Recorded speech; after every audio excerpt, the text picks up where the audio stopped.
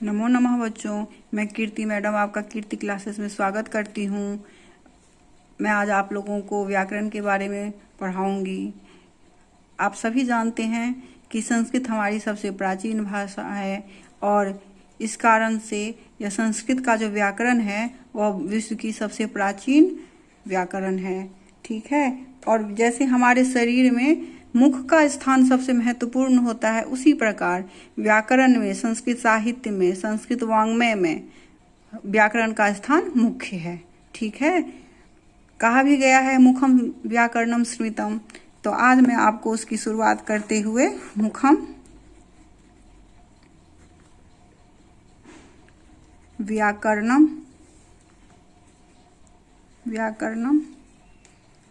स्मृतम कहा गया है। तो व्याकरण के बारे में थोड़ा सा बताऊंगी। ठीक है। व्याकरण को शुरू करने से पहले सबसे पहले हमें वर्ण विचार के बारे में जानना होगा, तभी, क्योंकि सभी चीज़ों का आधार वर्ण ही होते हैं व्याकरण में। तो वर्ण को जानना इसलिए सबसे ज़्यादा जरूरी है। तो हम अब व्याकरण में वर्ण विचार के बारे में जानेंगे। तो वर्ण विचार क्या होता है? तो वर्ण विचार व्याकरण का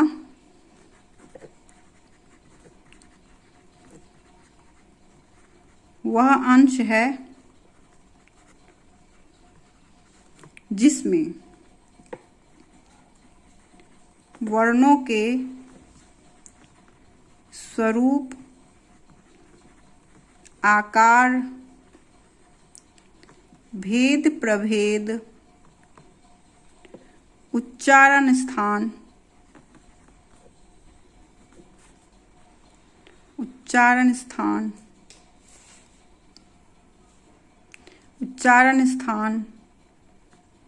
और उनके संयोग से बने शब्द विन्यासों को के नियमों का प्रतिपादन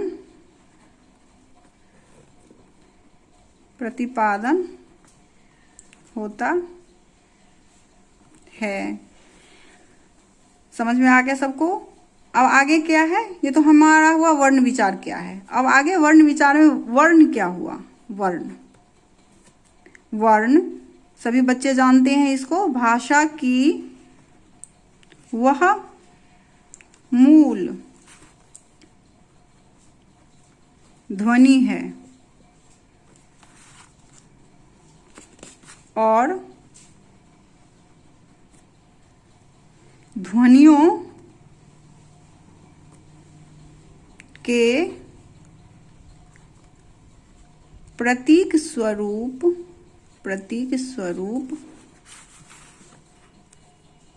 लिखित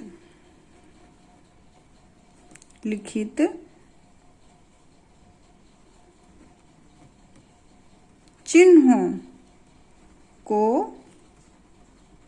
वर्ण कहते हैं। ठीक है।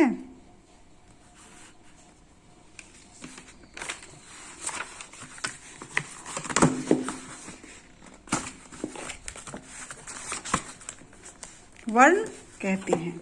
अब जैसे कि क्या सब है वर्ण? इसको हम अगर एक शब्द में जानना चाहेंगे तो कहेंगे तो हम कहेंगे अखंडिता वर्णा, जिसके खंड या टुकड़े नहीं किए जा सकते हैं। जैसे कि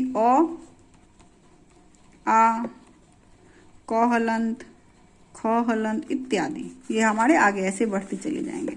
अब आप समझ लीजिए अक्षर किसे कहते हैं।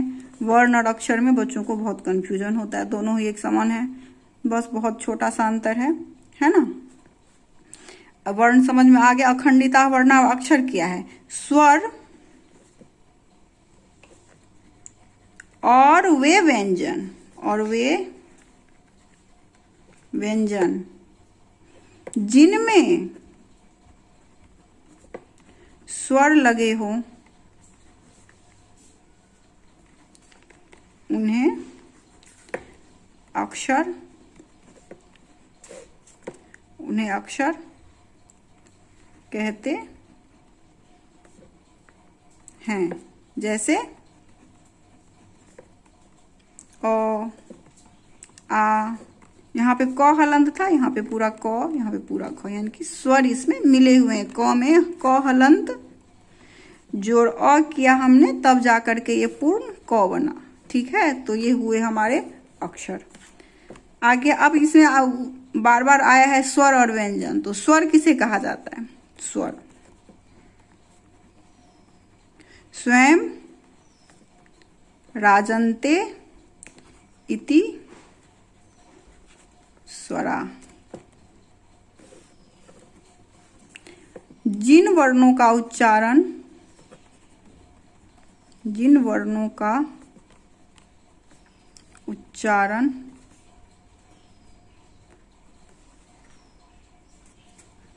स्वतंत्र या स्वयं होता है, उन्हें स्वर वर्ण कहते हैं। उन्हें हम स्वर वर्ण कहते हैं। अब है जैसे। जैसे में क्या आएगा उसको लिखेंगे ओ कॉमा आक, ह्रस्व ई, दीर्घ ई, उ, उह, ड़ी, ड़ी, लड़ी, ए, आई, ओ,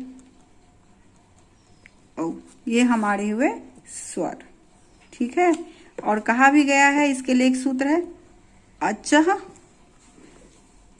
स्वरा। ये अब अच क्या है?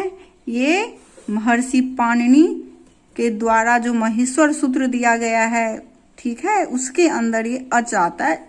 ठीक है, अ यू क, हाँ, तो वहां पर ये आता है अच। ठीक है, इसके अंदर सारे स्वर हमारे इकट्ठे हमें मिल जाते हैं, इसीलिए कहा कि अच स्वरा। ठीक है, जिसको मैं आगे कभी और एक्सप्लेन करूंगी माहेश्वर सूत्र को। अब आगे ये हो गए। अब क्या हुआ? स्वर है, तो स्वर में स्वर जो होते हैं 3 तरह से हो जाते हैं हमारे। 3 प्रकार के होते हैं। पहला हुआ, कितने प्रकार के? 3 प्रकार के। पहला हमारा हुआ ह्रस्व स्वर। ह्रस्व स्वर जिनके